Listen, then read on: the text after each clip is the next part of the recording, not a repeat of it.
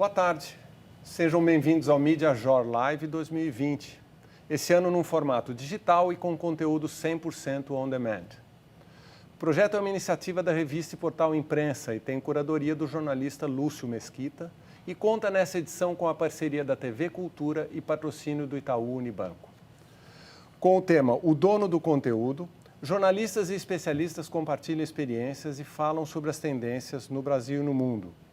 Entre os assuntos mais abordados estão os tipos de conteúdo que estão despontando, as diferentes formas de difusão, de empresas de comunicação tradicionais ao jornalista solo e como pagar as contas no final do dia. Eu estou aqui no estúdio com Melissa Vogel, CEO do Cantar Ibope. Olá, Melissa. Prazer. Melissa reúne mais de 21 anos de experiência no mercado de pesquisa e inteligência de mídia. Ao meu lado também, Paula Miralha, que é diretora-geral e fundadora do Nexo Jornal. O Nexo tem sido reconhecido nacional e internacionalmente por sua inovação e pela produção de um jornalismo que contribui para o debate público e qualificado e plural, e por um jornalismo interpretativo e não um jornalismo noticioso como seus concorrentes. Também aqui a advogada Thaís Gasparian, que atua nas áreas de advocacia contenciosa e consultiva e na área do direito civil relacionada à mídia e à publicidade e à internet. Thaís, nesses tempos bicudos, tem sido uma muralha em defesa de jornalistas perseguidos de alguma forma. No telão, estamos com Éric Bretas, diretor de produtos e serviços digitais do Globo.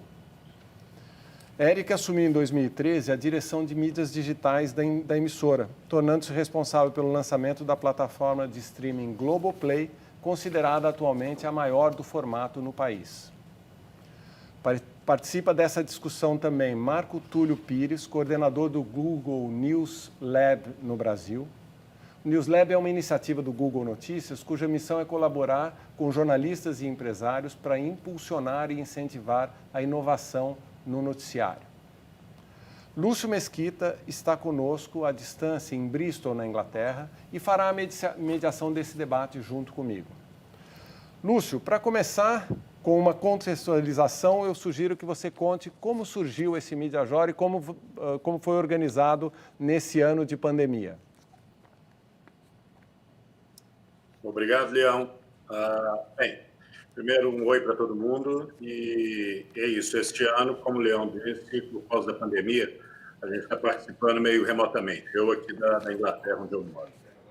Por um lado, é realmente uma pena a gente não poder realizar a versão presencial do evento, dado a importância que tem para a imprensa. Mas a versão digital e on-demand também traz muitas vantagens. Nós podemos contar com a participação de mais especialistas, compartilhando de forma generosa os seus conhecimentos e perspectivas, e também poderemos chegar a mais gente em todo o Brasil, já que a gente sabe que as dimensões continentais do país e o custo de viagem limitam a participação dos profissionais, acadêmicos e estudantes que vivem fora de São Paulo. Mas vamos ao que importa mesmo, que é o evento em si. A escolha do tema, o dono do conteúdo, não foi acidental. Foi depois de muitas deliberações com o Simval e Takanaby Leão, ajudadas pelos mais de 30 anos de liderando a revista Imprensa e tantos mais de Janela, para quem conhece, nós concluímos que o momento era ideal mesmo para discutir o tema. Tema que ficou ainda mais relevante com a pandemia e o impacto que está tendo no setor, claro. Para o evento ao vivo de hoje, para a coleção de ensaios, comentários, entrevistas e conversas que estarão no portal Imprensa a partir de hoje, nós buscamos focar em 3 vertentes principais. Uma é como e por que os meios de comunicação têm que repensar seus modelos editoriais e comerciais para que sobrevivam na era digital. Já era urgente, passou a ser, na realidade, urgentíssimo, já que a pandemia está acelerando, isso é importante repetir, ainda mais a transformação do setor.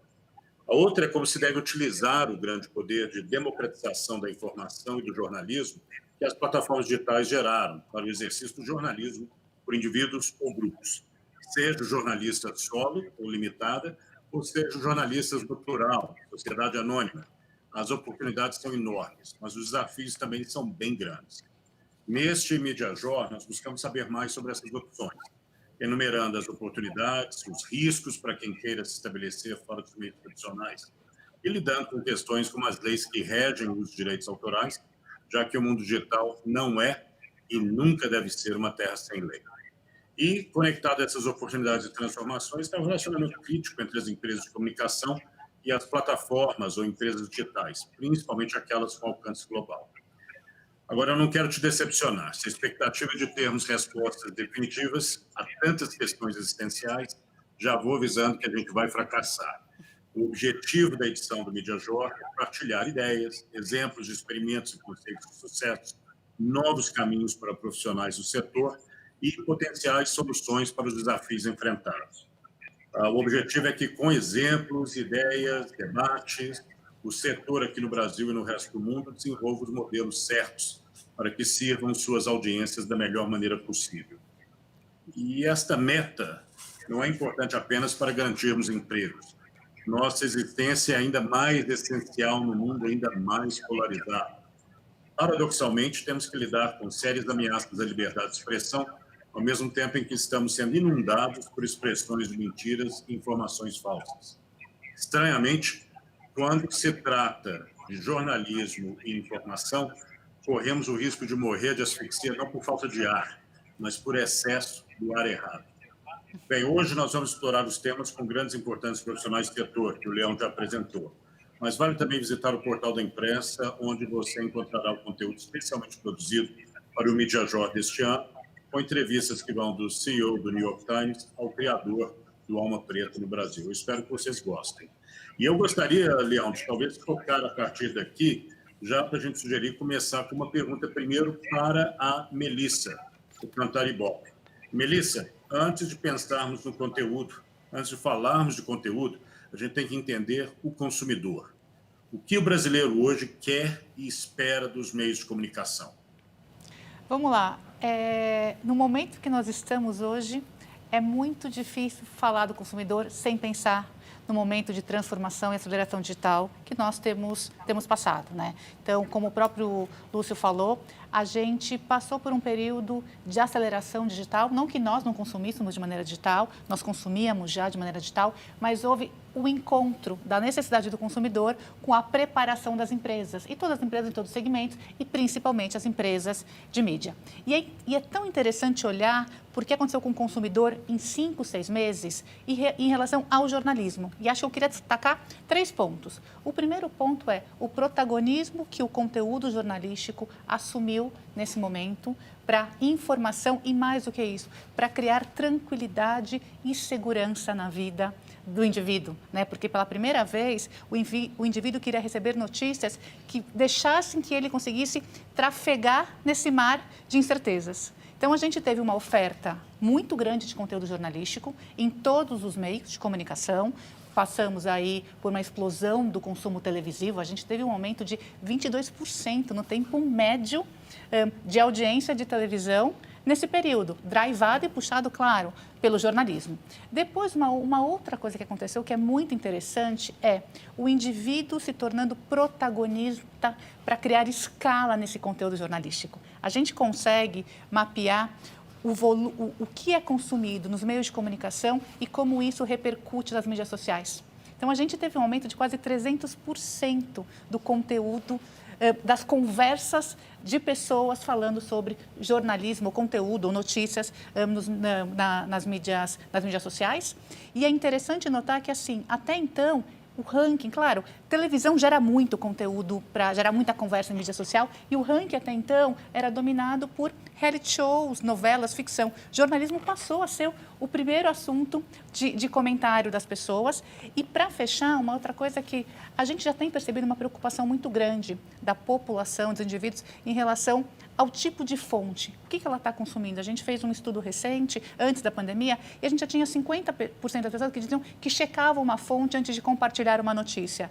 No período da pandemia, esse número subiu para 60%. Olha que interessante, né? E por quê? Porque, de novo, a gente está falando da vida das pessoas, da segurança das pessoas. Então, isso é algo muito importante para a gente notar. E quando a gente compara, né, quando a gente pergunta para as pessoas em que meio que vocês confiam, a primeira resposta que vem é: a gente confia numa marca consolidada, a gente confia numa marca tradicional de jornalismo. E a segunda resposta que vem é: quem é o jornalista que está escrevendo e só depois que vem se aquilo foi compartilhado por amigos ou não. Então, o que eu estou querendo trazer para cá é o consumidor está sim cada vez mais crítico, é claro, ele tem muito mais oferta, mas é interessante que as marcas de conteúdo precisam respeitar, entender esse momento do consumidor, porque para ele tanto faz, né, se ele está consumindo aquele conteúdo em qual plataforma, ou mais do que isso, as marcas de conteúdo transcendem as suas plataformas originais, né? A gente assiste uma marca consolidada de jornal, a gente assiste uma marca de rádio, porque eu estou no estúdio. Então, é interessante essa coisa de transcender a plataforma original, porque o que as marcas têm que procurar é entender esse novo contexto do consumidor. Então, esse é meus primeiros insights para a gente começar essa conversa. Muito bem, muito obrigado. No canal digital do MediaJor, outros convidados tratam desse assunto, empreendedorismo na comunicação, como Natália Arcuri, do canal Me Poupe, e o médico Drauzio Varela. Todos os conteúdos estão disponibilizados on demand no Portal Imprensa pelo endereço www.portalimprensa.com.br/MediaJor. Eu queria perguntar ao Bretas, que recentemente lançou e pilota o Globoplay, nesse sentido, duas coisas. Em primeiro lugar, rapidamente, se é mais fácil fazer uma plataforma digital da garagem ou mover um porta-aviões do tamanho das organizações Globo para a digitalização. Em segundo lugar, eu queria saber qual é a importância do jornalismo no conjunto do Globoplay e da estratégia digital do seu grupo. Bom, em primeiro lugar, é um prazer estar participando aqui dessa conversa com um fórum tão qualificado. Eu nunca montei uma empresa jornalística da garagem, então eu acho que eu não tenho um parâmetro, mas eu posso dizer que mover o porta-aviões é muito difícil. Acho que tem dificuldades e tem recompensas em cada um dos lados, né? Quem está empreendendo, quem está lançando o seu canal, quem está lançando a sua plataforma de notícias, certamente tem o greenfield, né? Aquele campo em que você pode começar do zero, você pode começar uma catedral, se você quiser, do zero, e sem muitas amarras, sem muitos sistemas legados, sem amarras com o passado, né? Inclusive com a convivência de modelos, né? A gente tem que conviver com modelos analógicos e digitais, a gente está passando por um período de transição. Então, quem está entrando nesse empreendimento agora tem uma certa facilidade. Por outro lado, estar num grupo com a força da Globo também significa dispor dos recursos. Então, para a tua segunda questão, que é a do jornalismo, o Globoplay ele é prioritariamente uma plataforma de entretenimento, mas se a gente olha, por exemplo, a força de conteúdos como documentários, né, eu posso dizer o seguinte, que dos 6...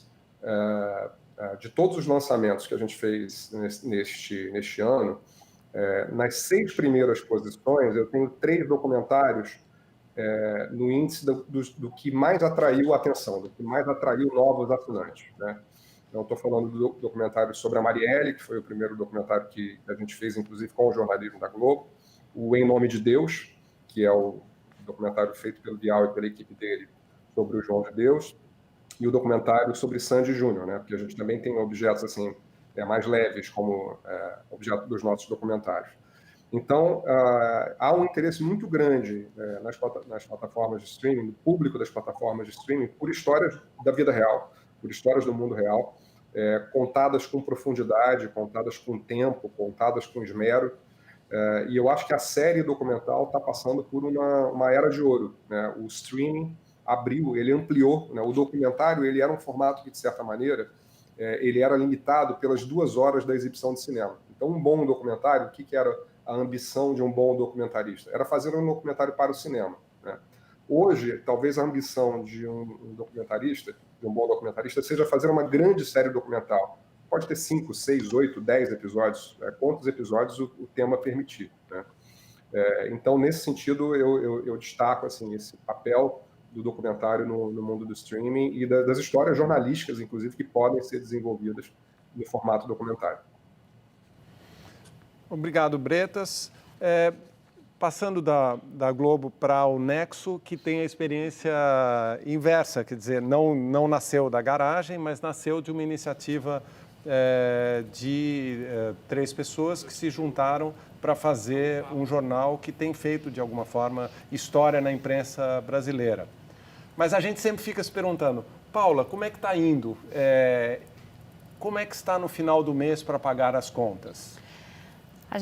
Eu diria, o Nexo está indo muito bem. Eu acho que a gente fez uma aposta que foi bem ousada, que é em algumas frentes. Acho que primeiro criar um jornal que não tem publicidade, ele aposta no modelo de assinaturas, então significa que a gente conta com os nossos assinantes para pagarem a nossa conta, e hoje as assinaturas são a nossa principal fonte de receita. Então acho que isso, e num país, e quando a gente foi botar o Nexo de pé, estava discutindo, as pessoas falam, mas puxa, as pessoas no Brasil não têm disposição para pagar pelas notícias, né? E a gente, acho que isso foi uma reflexão bem importante do nosso lado, em 2 frentes. Entender qual a receita poderia vir de publicidade.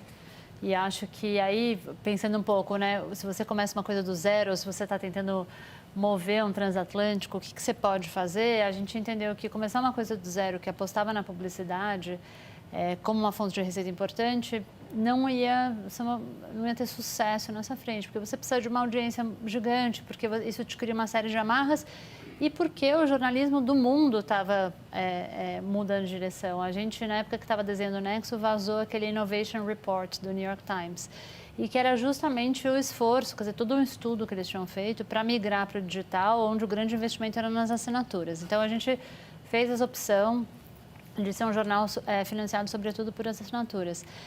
Então, e sem publicidade. E acho que tinha uma outra coisa também que era uma aposta que eu entendo como bastante ousada, inclusive porque amigos meus jornalistas falam, mas o jornalismo é a notícia, é o furo, é o quente, que é justamente não estar interessado pelo breaking news, pelo furo, pelo quente. Isso faz a gente perder uma série de coisas, mas isso também coloca eu acho que a gente foi bem pioneiro nessa frente, quer dizer, um jornalismo de explicação, de contexto, é algo que já tinha fora do Brasil, mas com essa identidade ainda não tinha no Brasil, a gente queria ocupar esse lugar. E isso é justamente um ponto onde eu vejo um encontro entre modelo editorial e modelo de negócios. É muito importante para a gente o fato de que o nosso conteúdo ele tem uma vida muito longa.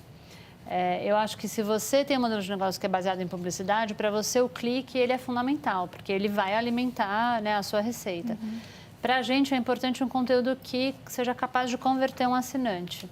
Então, aquela notícia que não tem valor daqui 5 minutos, porque o contexto já mudou, porque para a gente não é um investimento que vale a pena. Acho que ela é fundamental e por isso que eu acho que a gente precisa ter um ecossistema muito plural, porque a gente precisa dos jornais que façam isso. Mas para a gente só tem valor aquele conteúdo que tem uma vida muito longa, que ele possa servir como referência, que ele possa servir para os nossos próprios jornalistas, que ele possa servir para as pessoas consultarem em algum momento, que ele organize um pouco o noticiário. E, nesse sentido, eu acho que essas 2 apostas são apostas que estruturam o Nexo, eram apostas que a gente acredita nisso, mas não sabe se vai dar certo. E eu diria hoje que elas deram certo. Então, nesse sentido, eu acho que a gente vai muito bem. Ao longo desses últimos anos, a crise da imprensa tradicional tem sido atribuída principalmente às plataformas digitais. Grandes empresas como o Globo, ao mesmo tempo, migram para o digital, outras iniciativas surgem, mas o drama de todas as empresas convencionais é a luta com as novas plataformas digitais, e entre elas o Google. Ao mesmo tempo, o Google recentemente criou uma série de iniciativas através do Google News Initiative, que visam exatamente a fomentar ou assegurar algum mercado um ambiente de negócios positivo para a mídia também tradicional. Então, eu queria perguntar para o Marco Túlio como é que está indo essa iniciativa, como é que está sendo a receptividade do mercado às suas iniciativas. Boa tarde, Leão. Muito obrigado. Boa tarde a todos os participantes e participantes do painel. É um prazer estar aqui com vocês hoje. A Google News Initiative foi lançada em 2018, né? A gente lançou com uma proposta inicial de investir $300 milhões no mundo todo em iniciativas que pudessem apoiar o jornalismo profissional no mundo todo. Só no Brasil, de lá para cá, a gente já investiu mais de $20 milhões. E, assim, a gente tem um bom relacionamento com todos os publishers. A gente vem fazendo parcerias dentro da Google News Initiative e até antes, mas a gente pôde abarcar muito mais. Então, gostaria de elencar aqui algumas áreas que são áreas importantes dentro disso e que fala bastante desse assunto, né, da mudança de comportamento e como que é o posicionamento do Google frente a esses desafios e o que a gente pode fazer para ajudar. Então, eu vou elencar algumas. O primeiro é o desafio das tecnologias emergentes. Então, a gente sabe que as redações hoje têm um desafio enorme em tentar entender as tecnologias ou a forma como a tecnologia vem desenvolvendo, e alguns dos nossos projetos vão na direção de ajudar essas redações a poderem fazer essa transição, seja de um mundo mais analógico ou tradicional para um mundo digital, seja para adotar mesmo práticas de fronteira para poder enriquecer a prática jornalística, né? Recentemente, né, a gente lançou o desafio de inovação social e a gente tem alguns dos projetos já saindo do forno. Um exemplo é um projeto do Aos Fatos, que foi lançado recentemente, é uma agência de checagem brasileira chamada Radar aos Fatos, que é uma espécie de dashboard, um painel de controle para poder monitorar tendências de desinformação no Brasil, para avaliar a qualidade do conteúdo que trafega. Em 2018 também a gente enfrentou um grande desafio aí durante as eleições, e isso já vinha na esteira de outros acontecimentos em volta do mundo, que é a questão do conteúdo enganoso e fraudulento, que é uma questão muito importante também para o Google, uma vez que a gente também apoia a liberdade de expressão, a gente apoia uma web aberta, então a gente sentiu que existiam iniciativas que poderíamos executar ou ajudar ou habilitar no Brasil para que elas pudessem florescer. Então, em 2018, a gente apoiou, fomos uma das empresas envolvidas num grande projeto, numa grande coalizão chamada Comprova, que hoje já foi expandida para 28 redações brasileiras que tentam enfrentar esse desafio, né, do conteúdo enganoso e fraudulento que trafega nas redes, e eles montaram uma redação virtual com reuniões de pauta todos os dias para poder fazer o debunking, né, o desbancar essas informações mentirosas. Então, dezenas de milhares e milhões de pessoas já tiveram acesso a esses conteúdos, e o Comprova hoje, no 3º ano, já é uma iniciativa bastante consolidada sob a liderança da Abrage e também com o apoio do First Draft, que é uma ONG internacional que faz sobre isso. Mas isso do ponto de vista de desafios informacionais, né? A gente também tem várias iniciativas dentro da Google News Initiative, em que a gente tenta contribuir para o debate, para que as próprias organizações de jornalismo possam desenvolver e evoluir os seus modelos de negócio. A gente lançou aqui na América Latina uma série de laboratórios que tentam explorar de forma bastante estruturada e bastante rigorosa a questão de membresia, né, ou de doação, ou de assinatura. Então, a gente tem laboratórios de assinatura, laboratórios de membership, em que a gente convida organizações participantes para poder entender e estruturar um pouco melhor essa sua inteligência para desenvolver o seu modelo de negócio em volta de contribuições ou de fontes de receita que sejam mais voltadas para o usuário, para isso poder incrementar o seu quadro geral de receitas. E a gente tem visto resultados muito positivos. E aí um dos únicos pedidos que a gente faz para as organizações que participam desses programas é que elas possam contribuir e compartilhar o conhecimento que elas adquirem com outras organizações ao fim dessas experiências. Então, todos os laboratórios que estamos desenvolvendo aqui na América Latina, incluindo com organizações brasileiras, esses aprendizados serão compartilhados. A gente já tem uma central de treinamento, uma central de inteligência dentro da Google News Initiative, onde qualquer organização hoje pode acessar esse conhecimento. Então, assim, a gente está bem otimista para que a gente possa ajudar cada vez mais as redações aqui no Brasil, não só aqui no Brasil, mas principalmente aqui no Brasil, a poder navegar esses desafios junto com outras empresas e com outras iniciativas também. Obrigado, Marco. Logo após essa live, o canal digital do Mediajor estará ativo com os textos e vídeos dos debates dos colaboradores. Entre os destaques internacionais, Richard Myron fala sobre a tendência da produção de podcasts no mundo todo. Juan Senhor antecipa as tendências de mercado da publicação anual da Innovation Media, e James Harding explica o modelo de negócio da Tortoise Media, uma novidade no mercado europeu.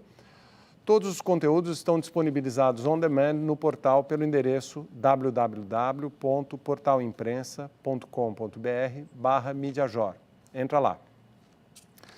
Doutora Thaís, nesse mundo aqui todo de pulverização da audiência e dos canais, como está sendo, como você vê a questão da garantia, das garantias legais para as novas mídias? Quer dizer, a legislação acompanhou as novas mídias ou é preciso que haja uma nova legislação quando surgem novas mídias?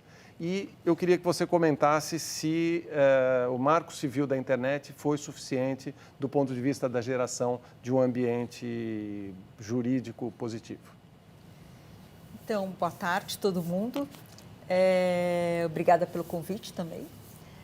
Leão, estou muito contente de estar aqui com vocês para a gente falar um pouquinho sobre isso. Eu tenho algumas opiniões, eu atuo há muito tempo nessa área como advogada, na área da imprensa e também na área de internet.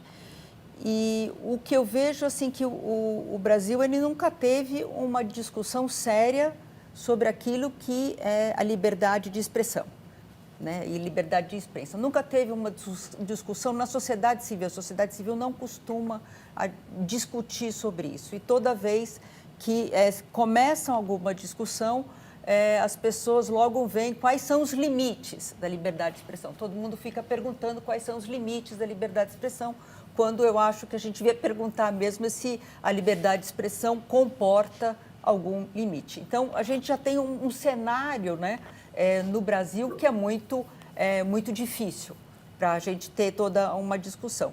E agora, o que é incrível também é agora que você estava falando na questão, a Melissa estava comentando, por exemplo, do grande acesso à mídia digital, aos jornais, ao interesse dos jornais, como os jornais melhoraram, né?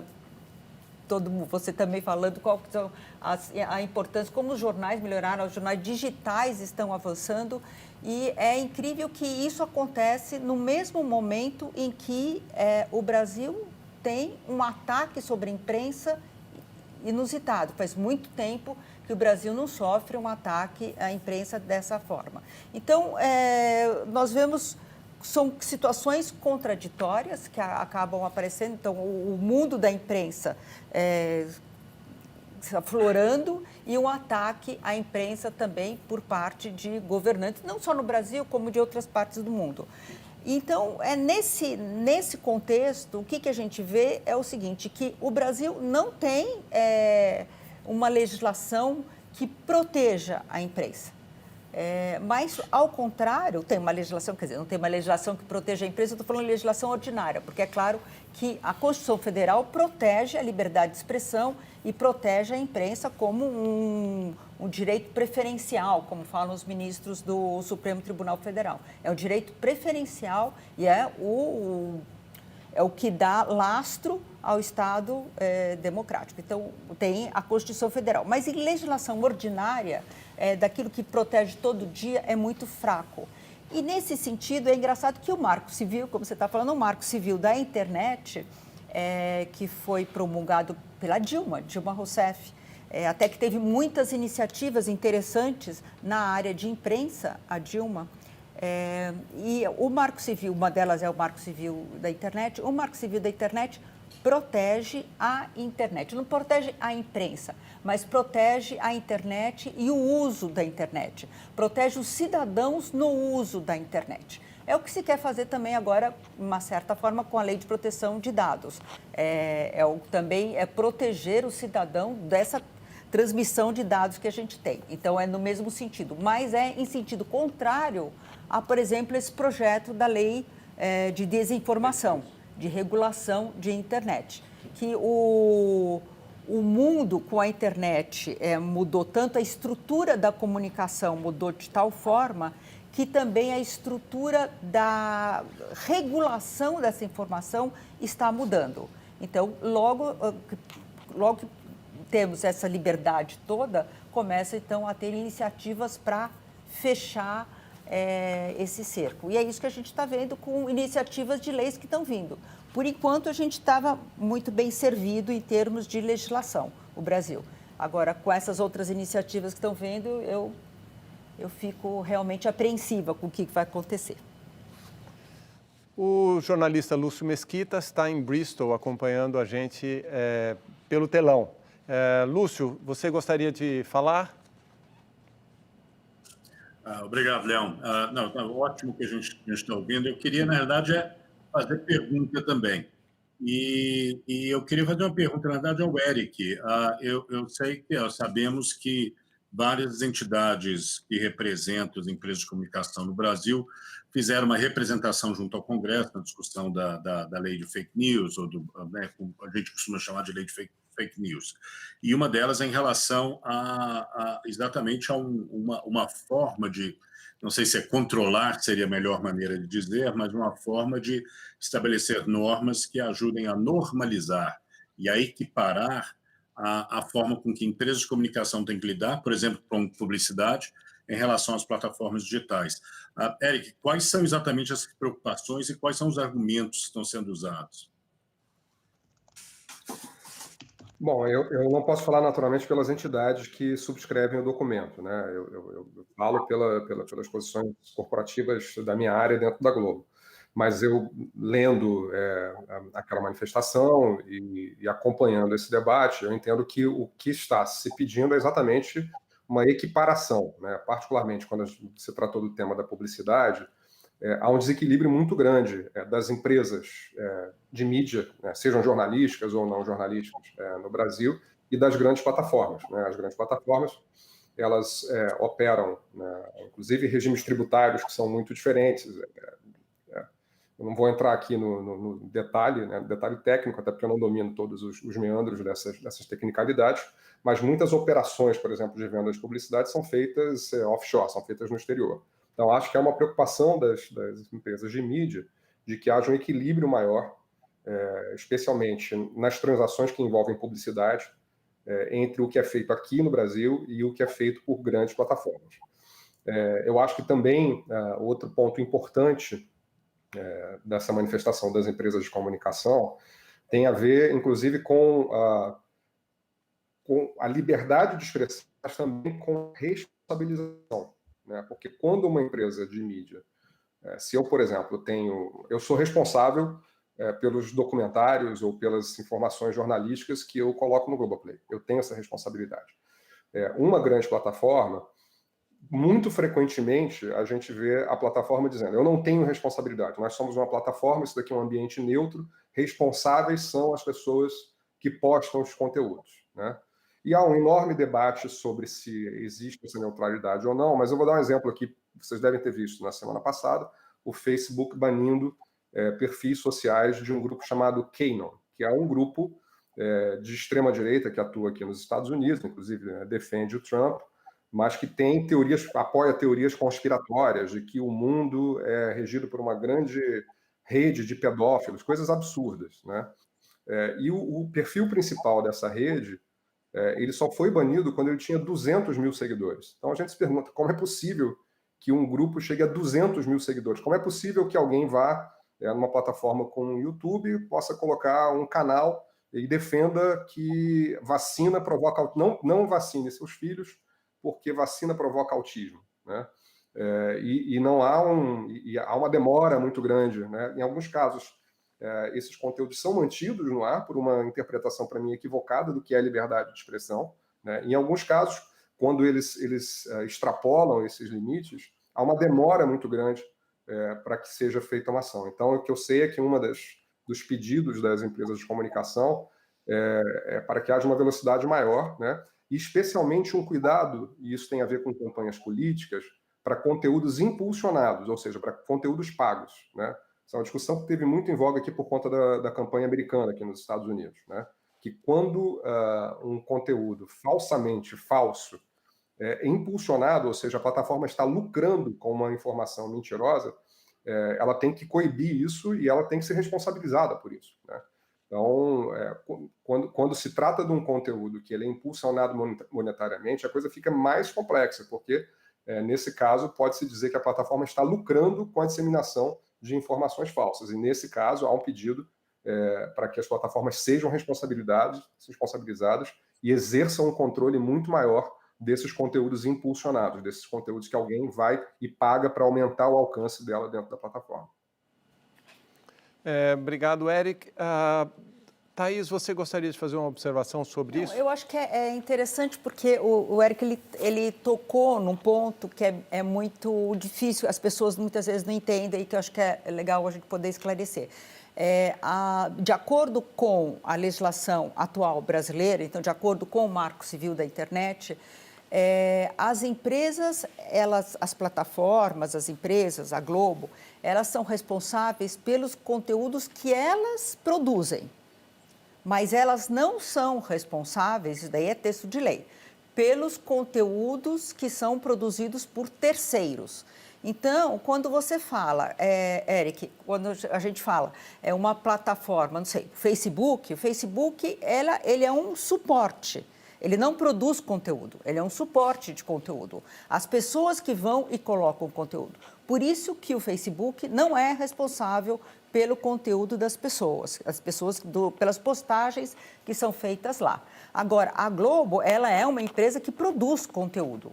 E daí, sim, ela é responsável pelo seu conteúdo. Se o Facebook começa a produzir conteúdo, ele tem que ser responsabilizado por aquele conteúdo que é dele.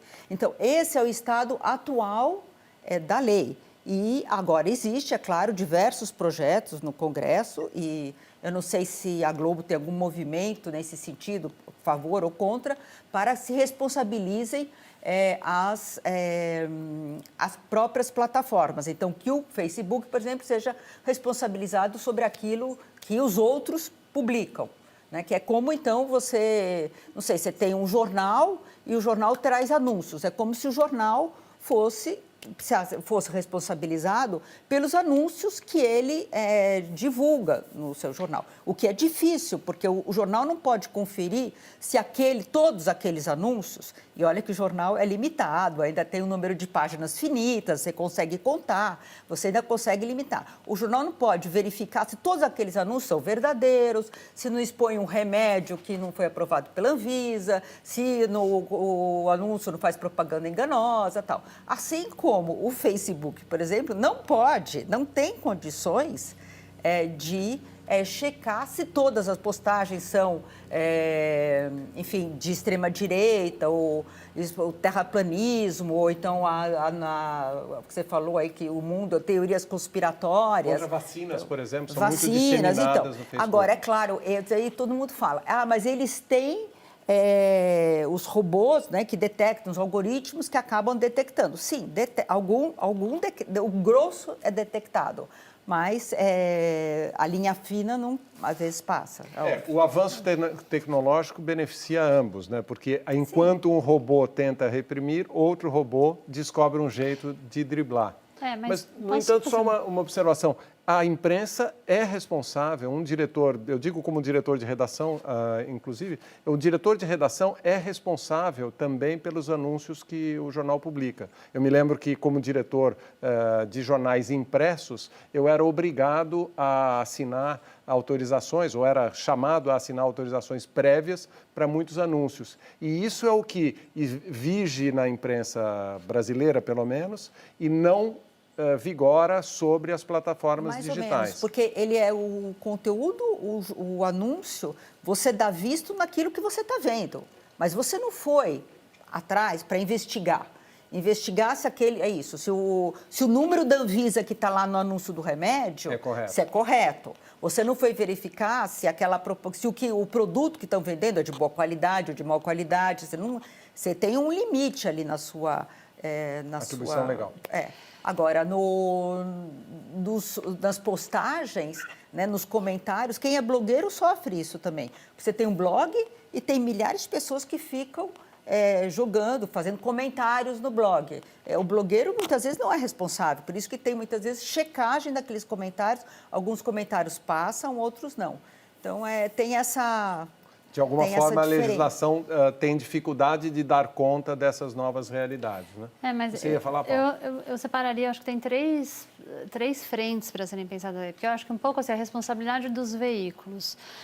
E o Nexo não tem publicidade, mas a Gama, a nossa revista recém-lançada, ela trabalha com publicidade. Eu acho que, sobretudo no digital, por exemplo, os veículos podem escolher, no caso da publicidade programática, anunciantes que eles não querem.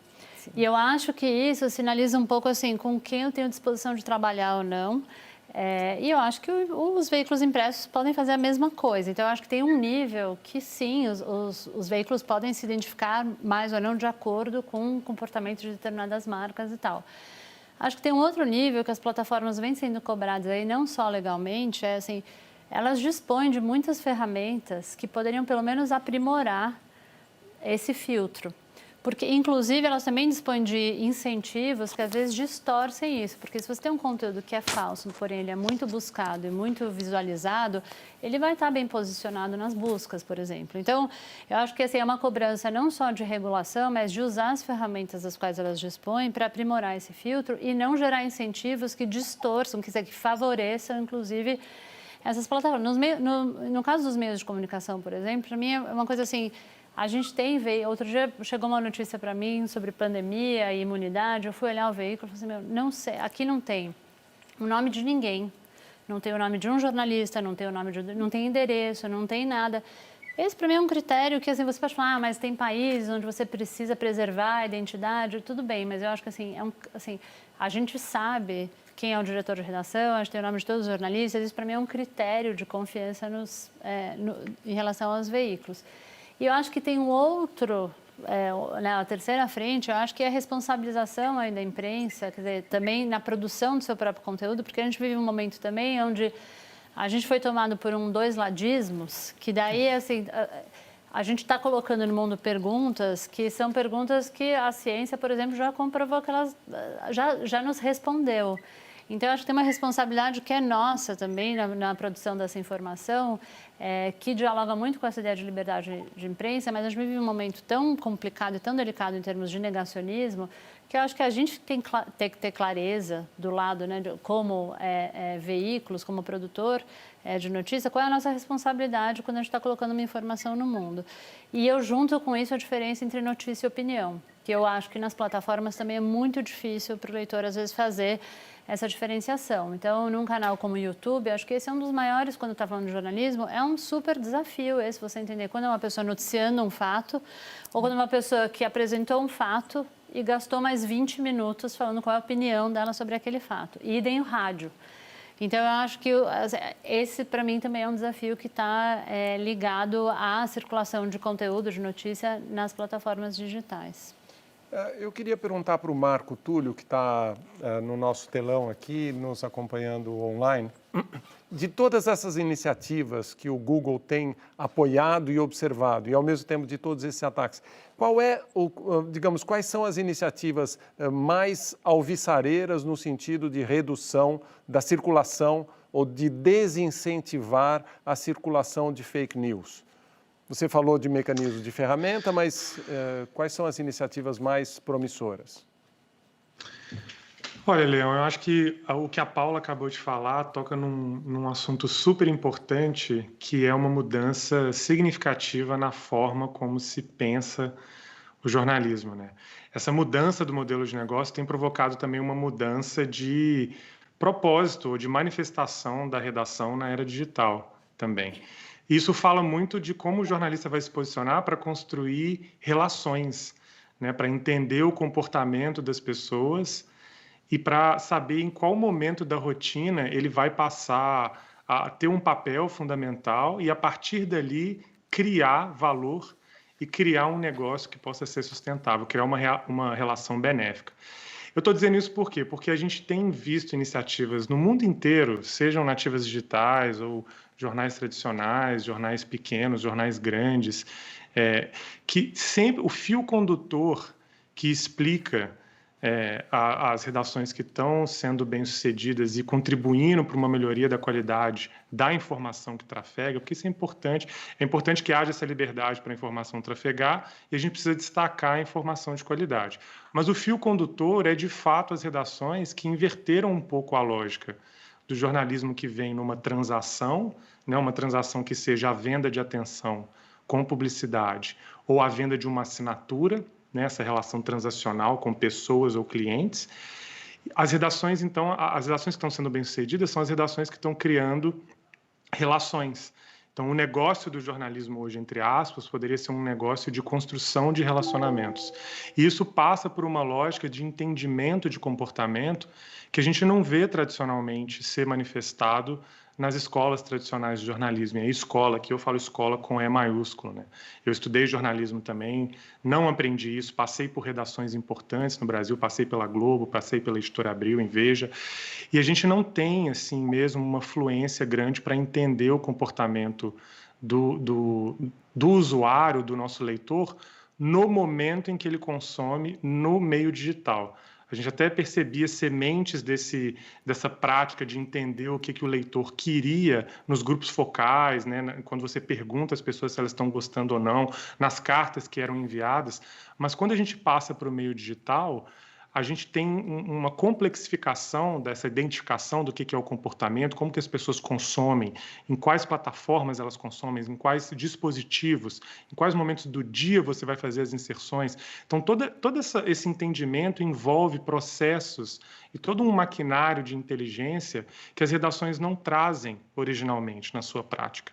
Então, a gente tem visto do New York Times ao Nexo, ao Jota, ao Infobae na Argentina, ao Stuff na Nova Zelândia, a gente falar no Mediapart na França. A gente tem uma DPA, que é uma agência estadual, uma agência governamental na Alemanha. Então, a gente vê sempre essa preocupação agora de que as empresas jornalísticas precisam olhar com mais carinho para a experiência do usuário e toda a inteligência que envolve você olhar para isso, seja design thinking, seja cultura de produto, seja você ter mais engenheiros ou mais pessoas que vão pensar nessa experiência, né? Recentemente, a nova CEO do New York Times deu uma entrevista para o Nieman Lab, no fim de julho, e ela disse que hoje a segunda maior área do New York Times é a área de engenharia. E a gente vê esse movimento, não para dizer que as empresas de jornalismo vão se tornar empresas de tecnologia propriamente ditas e vão simplesmente perseguir a escalabilidade dos seus produtos,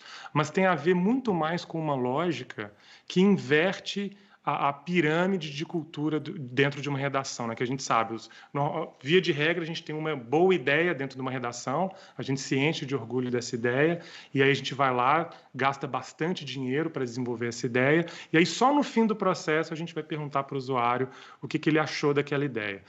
Todos nós sabemos aqui, historicamente, na indústria jornalística, diversos exemplos de projetos milionários que afundaram por causa dessa metodologia, ou por causa desse pensamento, porque o jornalista ele pôde, né, gozar de uma certa intuição dentro da prática jornalística da produção de conteúdo, que o levou ao sucesso, quando havia o monopólio da distribuição antes da web, né, democratizar essa distribuição do conteúdo. Então, nesse pós, hoje, o que a gente vê é que as empresas estão voltando para escutar, para mesmo exercitar esse músculo de audição do que é o usuário, do que ele precisa e como que a gente pode fazer o nosso princípio editorial, o nosso ideário jornalístico se manifestar com a junção desse entendimento.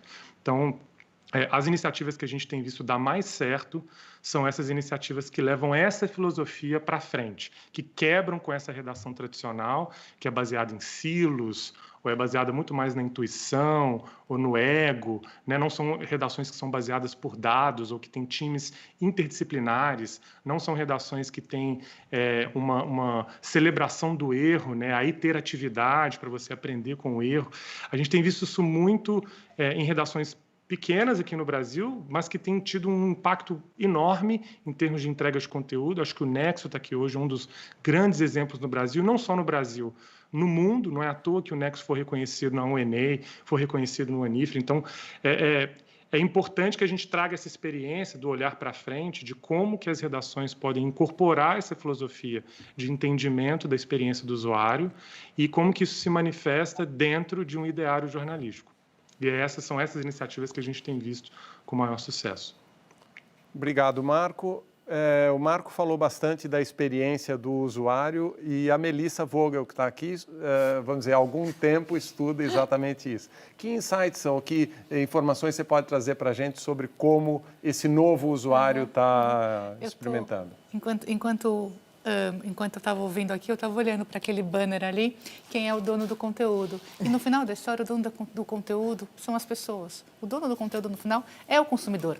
Porque a partir de um momento que aquele conteúdo foi publicado, ele caiu na mão do consumidor, que agora, com as plataformas digitais, conseguem fazer uma coisa que antes não se existia. O consumidor faz curadoria, né? O consumidor é ele, né, que, por navegar em algumas plataformas, por ter um rastro de navegação, é ele que vai definir como ele vai ser impactado e pelo que ele vai ser impactado. Então, aqui o que é interessante é, de um lado, você tem um raciocínio, uma lógica da plataforma. Por um outro lado, quando você fala dos meios, vou chamar de tradicionais, eu não gosto muito desse conceito, porque de tradicionais eles não têm nada, mas são das marcas mais consolidadas, elas geram algo que é a espontaneidade, né? Elas geram algo, elas te encontram com conteúdo que talvez você não estivesse esperando. Então, o interessante desse momento é como conviver nesse ambiente novo, né? Porque a notícia é gerada, a informação é gerada, ela vai para o consumidor e esse consumidor começa a fazer curadoria desse conteúdo, tendo agora muito mais voz, né? Então, isso que eu falei há pouco das conversas geradas em mídia social a partir de um conteúdo consumido é poderosíssimo, né? Porque você tem esse consumidor, né, avalizando ou não, né, criticando ou não o conteúdo, mas ele acaba sendo também um propulsor. E uma outra coisa que é importante é, a gente realmente está convivendo numa era de jornalismo compartilhado, né?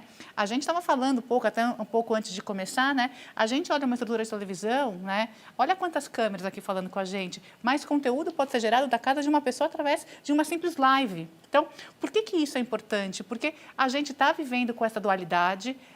As empresas de comunicação precisam, sim, educar o consumidor para que ele seja cada vez mais crítico, né? A gente pergunta para o consumidor, o que é fake news? Não existe um entendimento do que é fake news. A gente ouve de tudo quando a gente pergunta o que é fake news. Ah, fake news é uma notícia que eu não concordo. Fake news é uma notícia que é humor. Fake news é algo que alguém plantou. Ou seja, nem o conceito é claro. Então, tem um trabalho educativo com o consumidor. E aonde eu quero chegar? Porque esse trabalho educativo com o consumidor faz também com que a gente entenda quais são os modelos de negócio. Pode parecer muito maluco isso, né? Mas a gente está vivendo um modelo de negócio que é híbrido, né? Que é assinatura, ou que é publicidade. Os dois vão conviver juntos. Em todos os estudos que a gente faz, o consumidor que paga por conteúdo, ele já pagava antes, né? Ele pagava por uma assinatura de jornal, ele pagava por uma assinatura de pay TV. Então, ele está acostumado. Não vamos dizer que o consumidor não quer pagar por conteúdo, porque quando ele encontra o conteúdo que ele quer, ele paga. Mas o interessante é que quando a gente pergunta para ele, você paga por um conteúdo porque você quer evitar publicidade? Não, eu pago por conteúdo porque eu gosto daquele conteúdo. Então, tem espaço para publicidade, tem espaço para conteúdo. E por que, para mim, a conversa anterior faz sentido a tudo isso? Porque as marcas cada vez mais serão questionadas nas plataformas que elas se estão associando. Não vou falar de jornalismo, vou falar de influenciadores, né? O que aconteceu agora, né, na época da pandemia, com os influenciadores que não foram consistentes, né? Foram, como a gente chama, cancelados. E com as marcas de conteúdo também isso acontece. Então, tem uma preocupação muito grande entre, né, credibilidade e investimento de publicidade em marcas associadas. E, de novo, o consumidor cada vez mais crítico, ele não está deixando passar, né? Ele tá vendo essa realidade e ele sempre sabe, né? Eu sei que vocês fizeram no verão passado, né? Então, isso é super importante da gente ter consciência, né? Então, todos os modelos matemáticos de algoritmos vão continuar existindo. Os consumidores também dizem que eles ficam felizes quando estão impactados por algo que eles estão buscando, né? Então, isso também é interessante. Então, o desafio, com certeza, aqui é como conviver nesse ambiente bastante híbrido que ele vai continuar existindo por muito tempo. Lúcio, você gostaria de fazer uma pergunta para o Bretas? Bem, Bretas,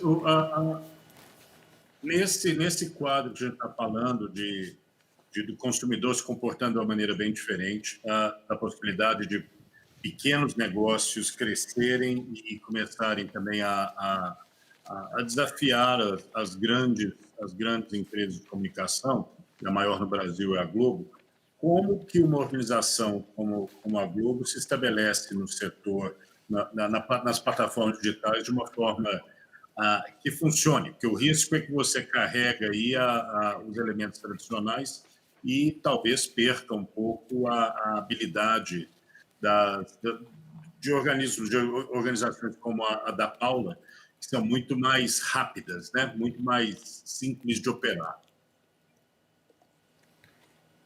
Bom, eu acho que a gente precisa incorporar esse DNA do disruptor, né? Acho que essa seria a minha resposta. E, de certa maneira, é como a gente vem tentando fazer dentro da Globo, né? A Globo, só para esclarecer, é a nova empresa que é a fusão, resultado da fusão da TV Globo, da Globosat, da Globo.com e da Som Livre. Essas 4 unidades de negócio foram consolidadas em uma única e esta empresa nova se chama Globo. Eu tenho no portfólio de produtos pelo qual eu sou responsável, além do Globoplay, que já foi citado aqui, tem o G1, o GE, o G-Show. E eu destaco o G1, por exemplo, que ele é um produto nascido numa grande organização, porém um nativo digital, né? E é o maior veículo digital do Brasil, alcançou durante a pandemia 85 milhões de usuários durante um mês.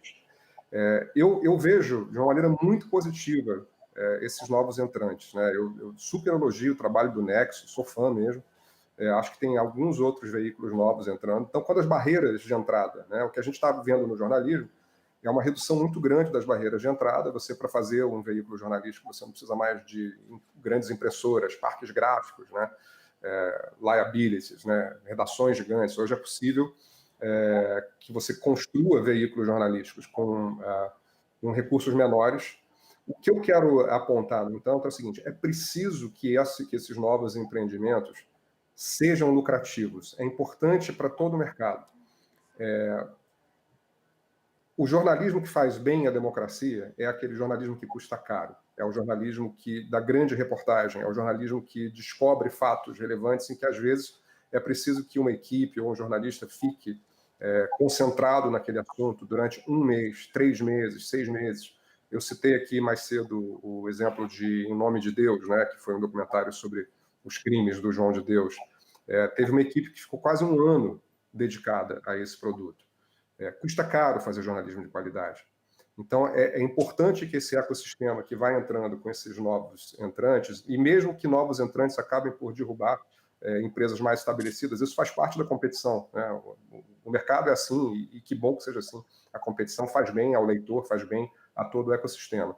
Mas é importante que o conjunto desse ecossistema seja capaz de gerar novos vencedores e que esses novos vencedores consigam gerar as suas margens para financiar o jornalismo de boa qualidade. Isso é fundamental, é um valor do qual a gente não pode perder o foco. A Paula citou o relatório sobre inovação do New York Times, que vazou uns anos atrás, e talvez um dos principais dramas para o New York Times, segundo aquele relatório, era exatamente o fato de que algumas iniciativas digitais iam muito bem, quando faziam análises baratas, colunistas analisando um noticiário que para o New York Times custava milhões de dólares para ser produzido. E, na verdade, com muito pouco dinheiro, com comentários, esses jornais tinham um grande sucesso e o New York Times tinha dificuldade de crescer na sua audiência. Melissa, você diria que hoje as marcas consolidadas como o New York Times tendem a ter uma audiência quase que inercial, positiva por suas marcas? Da mesma maneira que quando uma marca de produto é o aval de consumo, uma marca de conteúdo também é um aval de consumo, né? Vou voltar até um pouco para a questão da pandemia, né? A gente perguntava para as pessoas aonde elas buscariam se informar durante o período da pandemia. Claro que o primeiro meio de referência é a televisão aberta, sem dúvida nenhuma, mas logo depois vinham todas as marcas consolidadas. E é interessante, tá? Quando eu falo de marca consolidada, é a marca que ganhou credibilidade, que não obrigatoriamente é de um grande veículo de comunicação. Mas claro, né, que por trás de uma marca como o New York Times, você carrega uma credibilidade e você carrega até o hábito de consumo, né? Porque meio de comunicação é hábito de consumo, né? A diferença é que agora, com as plataformas, isso é um fato também, né? As próprias marcas de conteúdo se aproveitam das plataformas para poder impulsionar o seu conteúdo. Então, muitas vezes você é impactado por um conteúdo, por uma notícia, que não era uma marca de conteúdo que você consumia, porque você está navegando, você foi impactado por ela, né? Mas é claro que grandes marcas vêm, sim, com a credencial de consumo, seguramente. Mas, ao mesmo tempo, no Brasil, recentemente, alguns dos furos semanais que a gente tem visto vêm de novas publicações. O Antagonista, por exemplo, tem publicado furos diretos que o resto da imprensa inteira tem que, enfim, comentar e ir atrás e etc. Com modelos pagos de assinatura e etc. E você também, o Nexo também fez uma revista também fechada que supostamente tem que se sustentar com novas formas de mídia.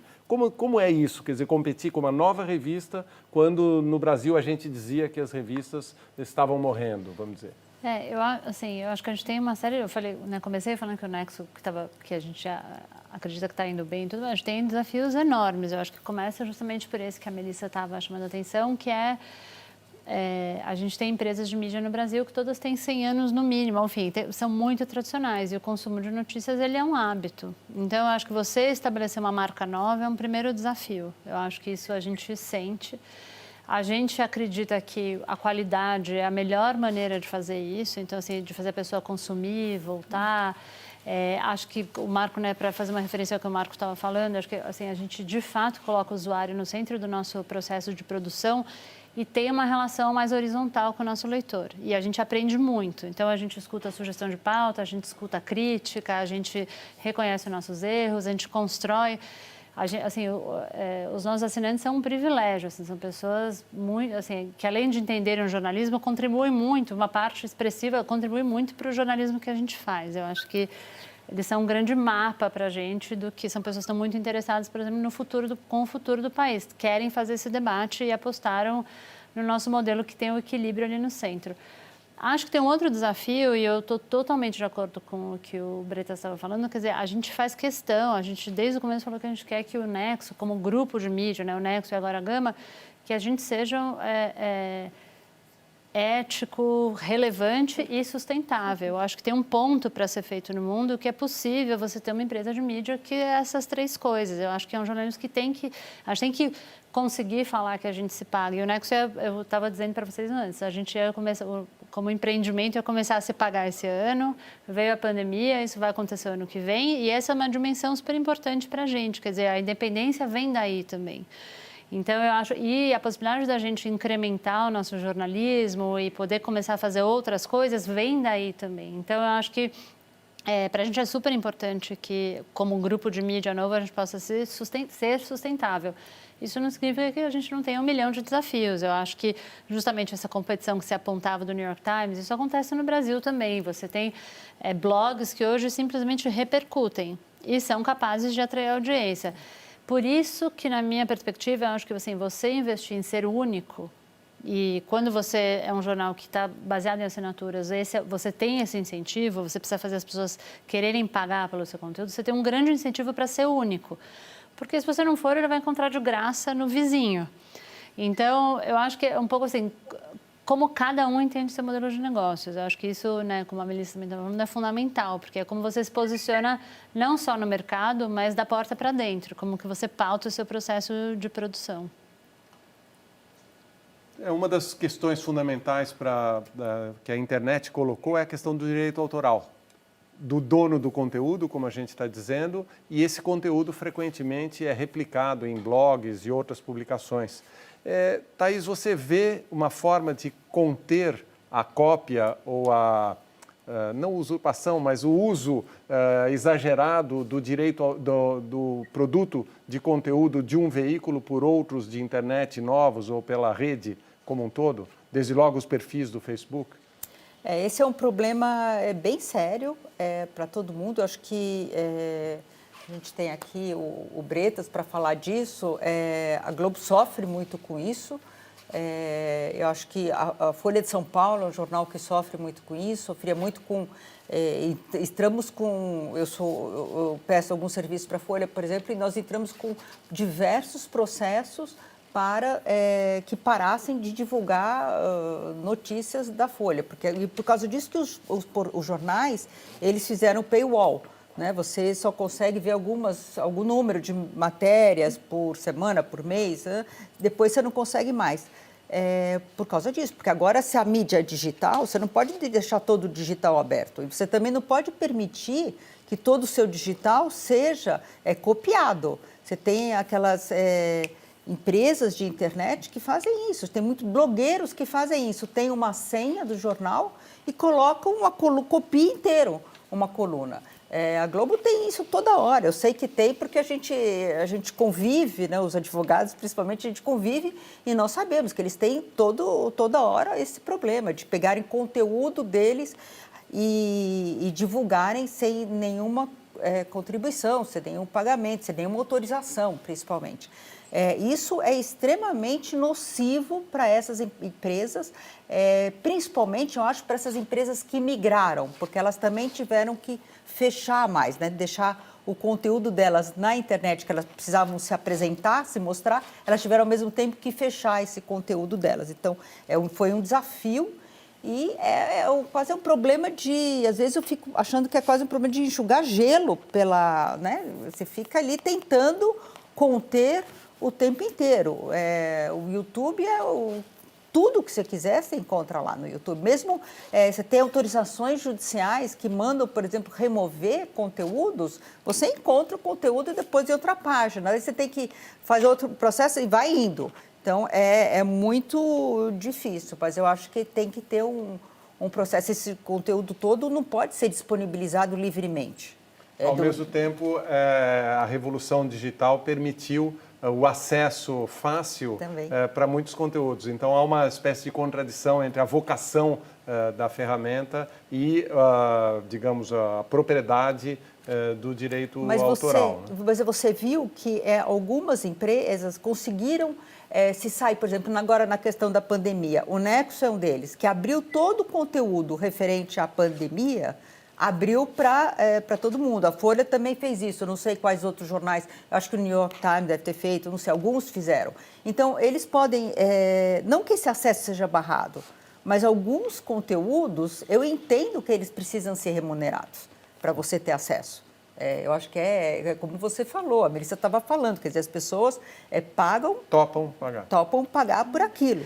É claro, você está falando de um Brasil enorme, com uma população extremamente pobre, que não tem condição de pagar. Então, também há que ter um conteúdo disponível para essas pessoas, que eu acho que todos esses veículos deveriam se preocupar com essa questão, de disponibilizar um conteúdo para quem não pode pagar, e que é a maior parte da população, e a democratização está nisso, né? A inclusão social está nisso. E por isso que o modelo híbrido, né, financiado por assinatura e também por publicidade é fundamental. Não existiria a mídia se não existisse o modelo tradicional de publicidade, que é um modelo, no final da história, que sustenta grande parte dos veículos e é um modelo que seguirá sustentando.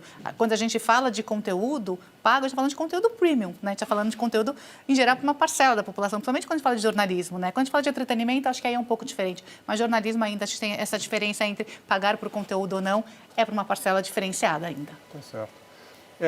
Nós estamos chegando ao final, mas o Lúcio, lá de Bristol, queria fazer uma pergunta. Lúcio? Não, eu queria primeiro fazer uma observação, que é importante o que a Thaís falou, e no caso, por exemplo, da Paula também, do Nexo, em relação à abertura do espaço para cobertura da notícia da pandemia. Uma observação interessante é que muitos dos veículos que fizeram isso, incluindo o New York Times, na verdade, viram um aumento de assinaturas no período em que eles abriram para o acesso gratuito. Aliás, por isso, Paulo, eu queria saber qual tipo de reação que você teve no Nexo em relação a esse processo também. Na verdade, você viu mais gente buscando isso e também, que é bem importante, você está dando conteúdo de graça, está pelo menos obtendo os dados das pessoas, que isso também é valioso, né? A gente abriu todo o conteúdo, não só serviço, absolutamente toda. E a gente é um jornal que publica poucas coisas por dia. Então, a gente estava com praticamente 80% do nosso conteúdo aberto. E a gente teve um crescimento de 18% nas assinaturas. Então, eu acho que tinha uma coisa das pessoas entenderem o valor. Acho que a gente também usou esse momento para um momento de engajamento com os nossos assinantes. Falando, olha, a gente se vê como um veículo que, assim, pensando no jornalismo de interesse público. Então, a gente está vivendo um momento onde as pessoas precisam acessar essa informação. E graças à sua assinatura, então, graças ao fato de que você paga para a gente poder produzir essa informação, a gente pode abrir para todo mundo. Então, eu mandei uma carta para os nossos assinantes contando isso, falando do ano, falando da pandemia, agradecendo o apoio deles, que justamente é o que permite com que a gente abra o conteúdo para todo mundo. Então, E eu acho que isso é uma coisa que, enfim, está muito no DNA do Nexo, que é um pouco assim, acho que propósito é uma palavra que está super na moda, mas é uma coisa que a gente compartilha muito esses valores entre os fundadores, entre a nossa equipe e entre os nossos leitores. Então, acho que é isso, assim, a carta gerou, eu pela primeira vez mandei um e-mail que era meu mesmo, e eu recebi milhares de respostas, porque as pessoas se sentem como as pessoas que estão viabilizando o acesso à informação. Então, acho que tem essa coisa do aumento da assinatura e teve uma coisa de engajamento com os nossos assinantes que foi super legal também. Nós, como eu falei, nós estamos chegando perto do final, mas eu queria fazer uma pergunta ao Bretas, porque aqui na TV Cultura eu noto que nós temos vários programas, frequentemente, não é raro, que a audiência é maior no mundo digital, embora seja uma televisão, digamos, clássica, uma televisão aberta, mas que frequentemente tem maior audiência em seus programas no mundo digital do que no convencional. Isso para as organizações Globo ou para o Globoplay já é algo sensível? A gente percebe, sim. É claro que a TV Globo ela tem um canhão de audiência muito grande, né? A boca do funil de audiência da TV Globo é muito grande. Então, conteúdos como as novelas, o Jornal Nacional, eles sempre vão ter uma audiência muito maior na TV aberta. Mas a gente já... live, vou dar um exemplo para vocês que talvez alguns de vocês tenham até visto. A live do Caetano Veloso. A live do Caetano Veloso foi vista por mais de 700 mil pessoas, né? Então, é uma audiência já de televisão. Então, as plataformas de streaming, a gente percebe que já estão alcançando, em alguns momentos, audiências no mesmo nível das audiências de televisão. A gente monitora isso, o Ibope monitora também esses dados. A gente vê claramente que em dias, por exemplo, como domingo, né, há uma subida nesse consumo. Então, a gente vai ver cada vez mais, eu acredito que audiências do mundo do streaming em patamares já hoje do tamanho da TV fechada e muito proximamente do tamanho da TV aberta. Melissa, e como é que o Ibope constata esse, digamos assim, esse ambiente de audiência mais do que de conteúdo? Ouvindo o Bretas falando, eu acho que o exemplo da live não é de jornalismo, mas as lives agora na pandemia deixaram isso muito claro para a gente, né? As lives, muitas lives até que a própria Globo fez, que eram lives multicanais, né? É impressionante a explosão da audiência e você tinha consumo em todas as plataformas e a repercussão na mídia social também era interessante. As lives que eram multimídia, elas tinham quase 2,6 vezes mais comentários na mídia social do que as lives que eram só uma única plataforma. Então, isso é super importante. E aí, hoje, claro que o grande desafio nosso da Cantor Ibope Media é realmente passar a ter essa medição cross-mídia. A gente está indo para esse caminho, né? Hoje a gente mede a audiência linear, mas já temos várias técnicas sendo implantadas no Brasil para que a gente possa medir também a audiência online, exatamente para poder falar desse alcance total e que não faz mais sentido só a gente falar do consumo linear. Então, esse é um caminho que não tem mais volta. Thaís, antes de encerrar, eu queria te ouvir um pouco sobre a gente está falando muito de ambiente, de ecossistema, e nós temos um ecossistema aqui em que muitos lobos, digamos, autoritários atacam, digamos, os jornalistas e o jornalismo e a liberdade de imprensa.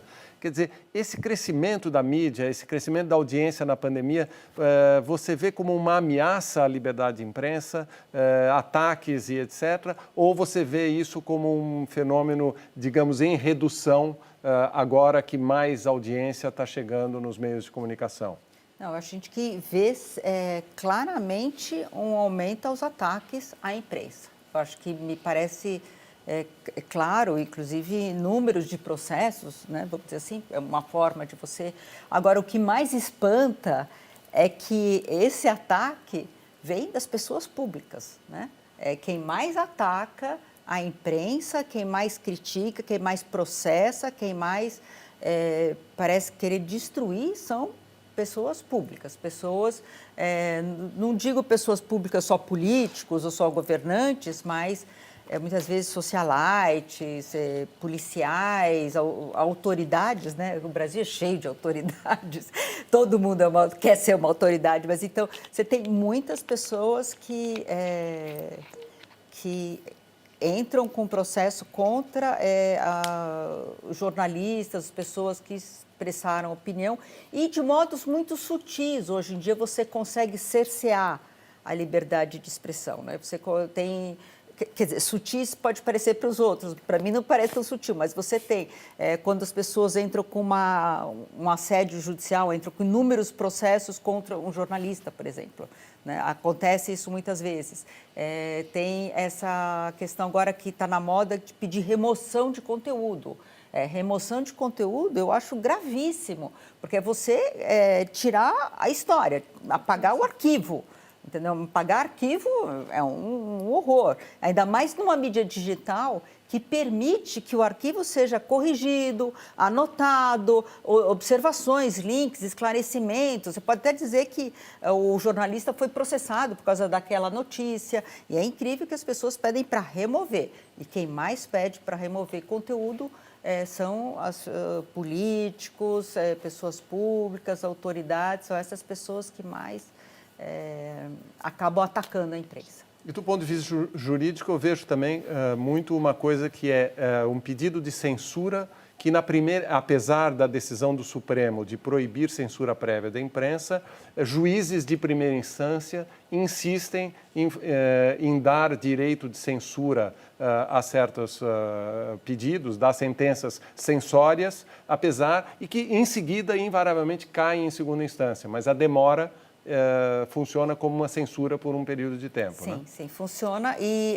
você tem razão, o Supremo Tribunal Federal teve decisões muito impressionantes, muito fortes, no sentido da liberdade de expressão, mas agora também a gente está vendo uma certa mudança. A gente teve algumas decisões do Supremo Tribunal Federal que vacilaram nisso, né? Mandaram tirar, lembra, da Cruzoé, que desde logo o Supremo deu uma decisão de censura. E logo depois eles próprios, o próprio Supremo, o próprio ministro que tinha dado a decisão de censura, acabou voltando atrás. É verdade. Mas às vezes você tem umas derrapadas assim. É muito difícil, o Brasil não entende o que é a liberdade de expressão, não entende que a liberdade de expressão é de você ouvir o que você não gosta. É isso que é a liberdade de expressão. Antes da gente encerrar, Lúcio, suas últimas palavras, por favor.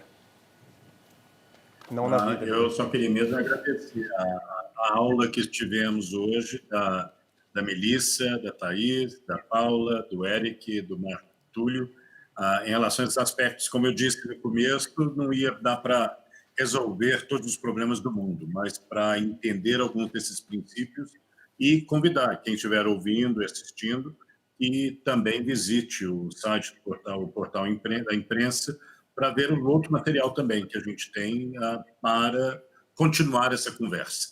Né? Se eu tivesse a solução para tudo, estaria lá com Jeff Bezos como uma das pessoas mais ricas do mundo. Não temos respostas para tudo, mas o importante é ter essa conversa, essa discussão bem aberta para chegarmos às conclusões corretas, principalmente em relação ao mercado brasileiro, que é diferente de outros no mundo, né? Mas é isso. Muito obrigado e obrigado, Léo, por ter conduzido a conversa aí, já que estou tendo aqui que ficar na chuva de Bristol, apesar de ser verão.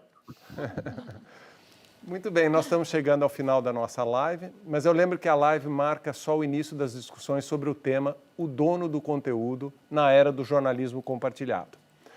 Tem muito mais no portal da Revista Imprensa, com ensaios, entrevistas, discussões e um monte de manifestações de quem entende do assunto no Brasil e no mundo. Esse evento é realizado pela imprensa editorial, pelo Mediajor, conta com a parceria da TV Cultura e patrocínio do Itaú Unibanco. Eu quero agradecer mais uma vez a presença da Melissa Vogel, da Thaís Gasparian, da Paula Miralha e online a participação do Eric Bretas, do Marco Túlio Pires e a todos vocês que acompanharam essa transmissão nas redes até agora. E para finalizar, antes de você ir embora, nós separamos um trecho da entrevista exclusiva que o presidente e CEO do New York Times, Mark Thompson, deu ao Lúcio Mesquita, nosso curador, e que agora você vai ver nesse vídeo que entra no ar agora. Muito obrigado e até a próxima. To me, I'd rather think about this as a commercial relationship. Newspaper publishers need big digital distributors. You know, it is useful for the New York Times to be visible on Google search. so that people can find our journalism, for example, and come to the New York Times to consume it, that's worth something to the Times. But having the New York Times on Google is worth something to Google. The intellectual property of the Times, its brand, and even very simple headlines are one of the things that keeps Google relevant and makes it such an incredibly good business.